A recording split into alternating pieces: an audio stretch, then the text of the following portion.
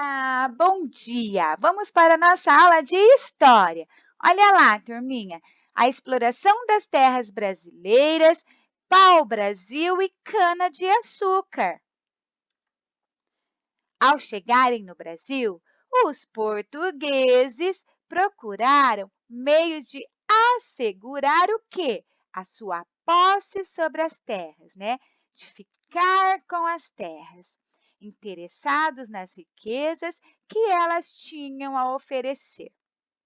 Nos primeiros anos, houve um certo abandono das terras, pois ainda estavam interessados nas especiarias do Oriente, né? Após 1530, a extração do pau-brasil se tornou a principal atividade dos colonizadores aqui. O pau-brasil valia muito nessa época, tá? Tinha um valor. Olha aqui.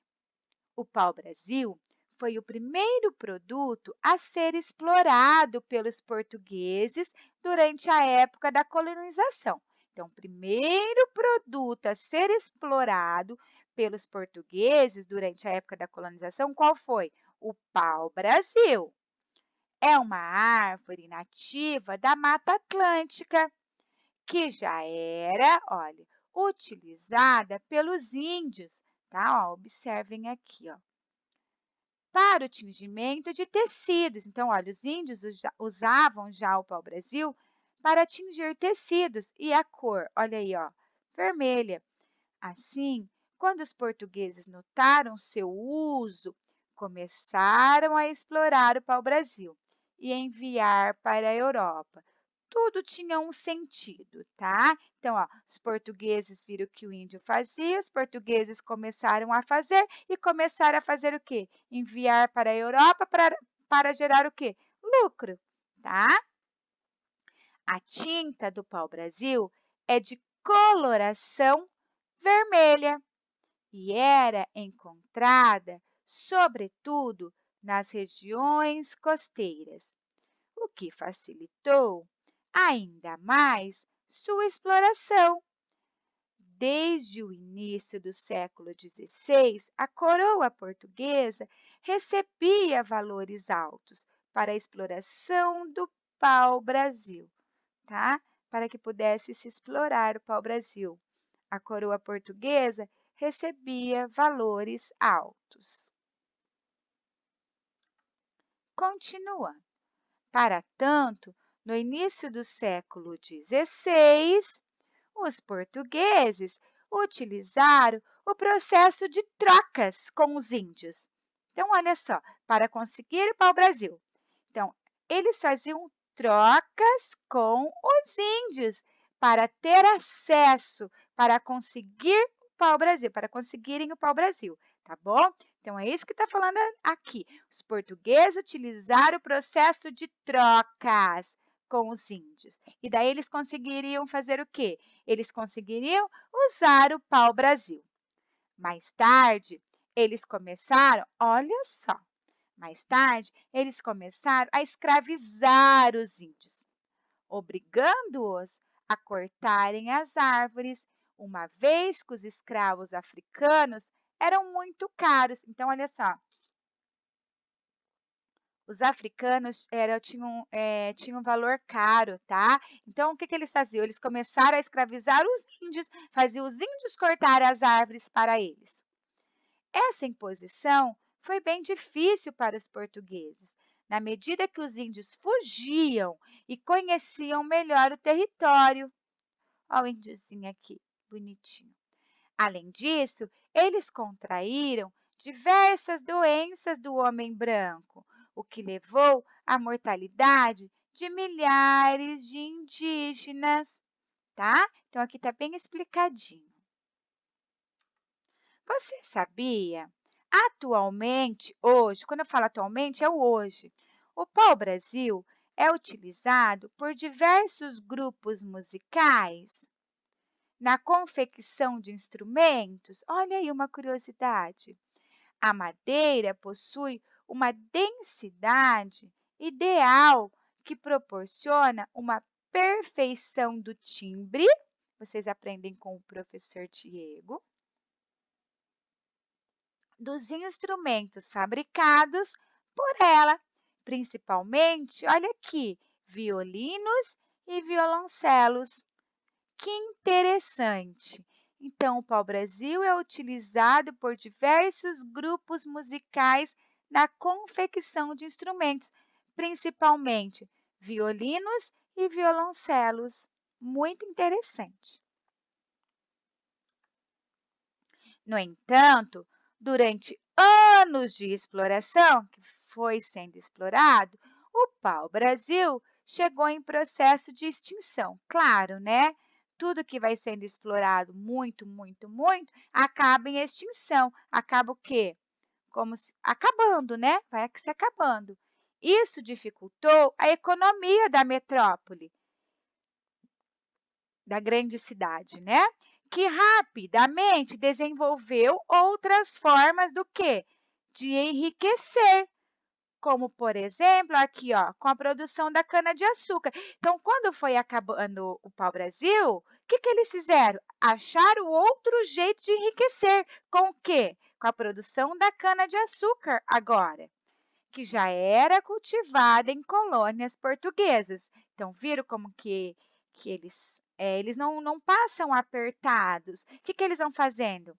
Eles vão, ó, rapidamente vão desenvolvendo outras formas de enriquecer. O Brasil estava em extinção, já entraram na cana-de-açúcar, tá bom? Que também, ó, que já era cultivada em colônias portuguesas. Eles já tinham os produtos ali, então eles davam um jeito do quê? De enriquecer com aquilo, de produzir aquilo, tá? Que eles tinham ali. Olha aqui, a produção do açúcar era direcionada para o comércio e o mercado exterior. Sempre, ó, sempre para o exterior, por quê? Sendo, ó, para gerar sempre lucro, tá? Sempre em forma de lucro. Sendo usada a mão de obra escrava formada pelos negros africanos. Lembra lá? Os africanos tinham um valor mais caro. E por povos indígenas, o que denominava tráfico, que por sua vez também dava lucros. As estruturas mais produtivas usavam mão de obra africana, enquanto as estruturas menores permaneciam usando a mão de obra indígena. Então, olha só. As estruturas mais produtivas usavam a mão de obra africana, porque era mais cara, né? Enquanto as estruturas menores continuavam usando a mão de obra indígena, que era o quê? Que era explorados, né? Que eram explorados os indígenas, tá bom? E olha eles trabalhando aqui. Aqui, olha aqui, tá? Ó, toda a produção, olha que imagem. Uma imagem cheia de detalhes, né? Bem cheia de detalhes. Em 1530, as primeiras mudas de cana-de-açúcar foram trazidas da Ilha da Madeira na expedição colonizadora de Martim Afonso de Souza. Lembra quando nós estudamos as expedições? Então, em 1532, Martim Afonso de Souza fundou o primeiro núcleo de povoamento do Brasil. Olha só, a vila de São Vicente, onde instalou o primeiro engenho. Aqui deu o nome de engenho do governador. Olha aqui então, a Casa Grande, né? A Casa Grande e onde os escravos ficavam trabalhando, né? Ó, observem, né? Aqui, ó, carregando. Eles tinham que fazer muita força, era um trabalho muito manual, né? Naquela época, ó, carregar os carros com os bois, olha, tá? Como funcionavam os engenhos na época da colonização? Vamos assistir aqui, deixa eu ver. Aqui, vamos lá. Depois que os portugueses chegaram ao território que hoje é o Brasil, algumas décadas se passaram antes que seus governantes se interessassem por estas terras, pois julgavam o comércio com o Oriente mais lucrativo.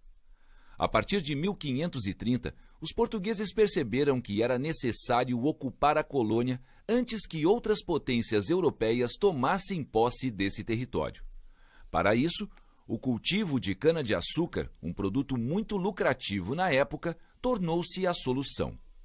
A produção de açúcar na colônia permitiu a ocupação do território e a possibilidade de atrair investidores e render lucro para a coroa portuguesa.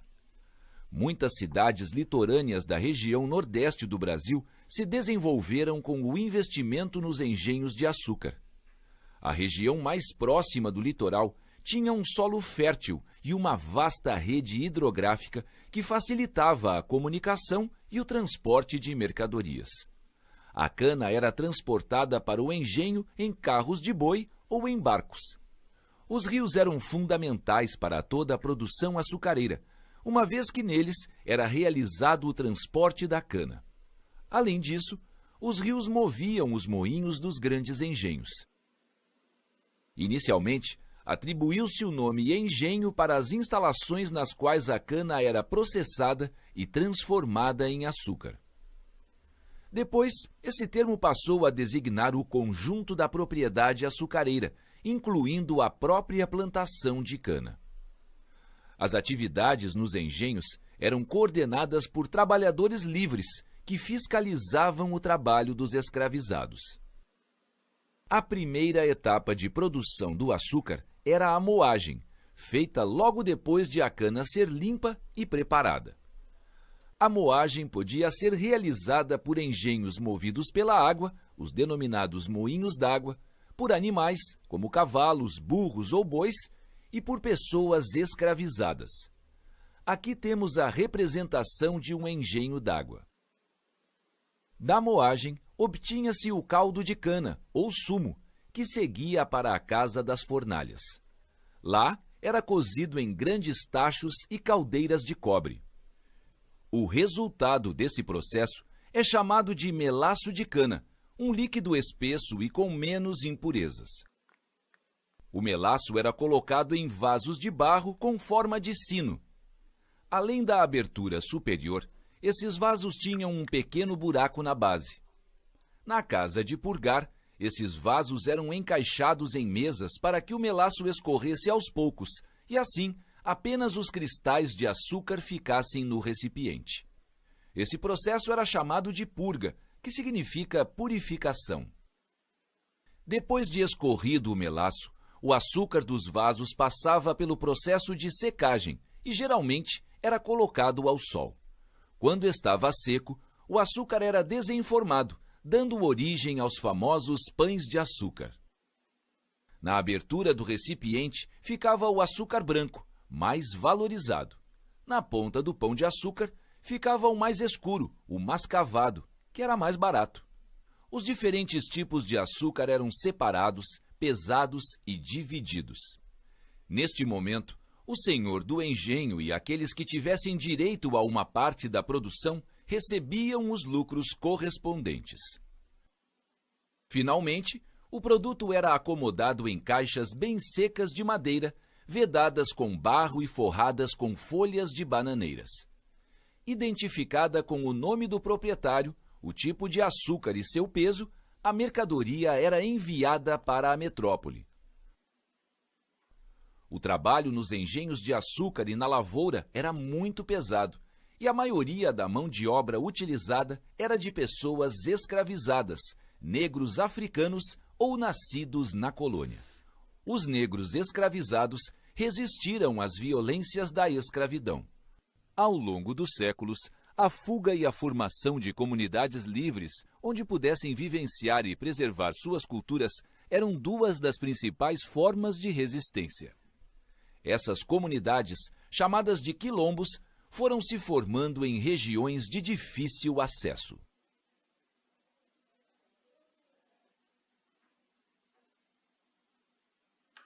Então, olha só, foi bem interessante. Quando ele falou do açúcar branco e do açúcar mascavado, que ele falou mascavado, é o açúcar mascavo, tá? Então, vocês viram toda a produção ali no engenho, tá? Vocês viram as pessoas trabalhando, vocês viram que era um trabalho pesado, né? E que depois de tudo era colocado em caixas e iam para onde? Para as cidades grandes, né? Eram exportados. Então, olha só, a tarefa: usos da cana-de-açúcar. A versalidade da planta que alimenta e gera energia para a indústria e consumidores do varejo. Biocombustível, alimentos e bebidas, tudo da cana-de-açúcar, ó, bioplástico e bioenergia. Tarefa: faça uma pesquisa e registre em seu caderno quais são as utilidades da cana-de-açúcar nos dias atuais. Está praticamente falando nesse cartaz aqui, né? Ó, então, ó, biocombustível, alimentos e bebidas, bioplástico e bioenergia. Então, em seu caderno, você vai fazer uma pesquisa e vai registrar em seu caderno quais são as utilidades da cana-de-açúcar nos dias atuais, tá bom? Então, olha só, essa foi a nossa aula de história, mas deixa eu voltar mais um pouquinho aqui, ó. Quando eu falei aqui, ó, tudo isso aqui, vocês conseguiram observar esse desenho, né? Vocês conseguiram observar no nosso filminho lá, né? Eles trabalhando, puxando o carro de boi que vinha de lá, todo um trabalho. E era um trabalho pesado. Vocês conseguiram ver lá, né? Conforme ia se movimentando. E um dependia do outro, né? Um tinha que ajudar ao outro, todos esses aqui, escravos africanos, né? E os indígenas também, tá? Então é isso, tá bom? Então, essa foi a nossa aula de história. Qualquer dúvida quanto a esse conteúdo, a prof está à sua disposição. E não se esqueçam, primeiro produto, o pau-brasil. Quando o pau-brasil entrou assim, em extinção, o que, que eles fizeram? Correram logo atrás de colocar outro produto no mercado, que foi qual? A cana-de-açúcar, tá bom? Então, qualquer dúvida, a prof está à sua disposição sobre o conteúdo de história. Assista o filminho novamente, bem interessante esse filme, conta toda a história no engenho, tá bom? Beijos, beijos. Tchau, tchau.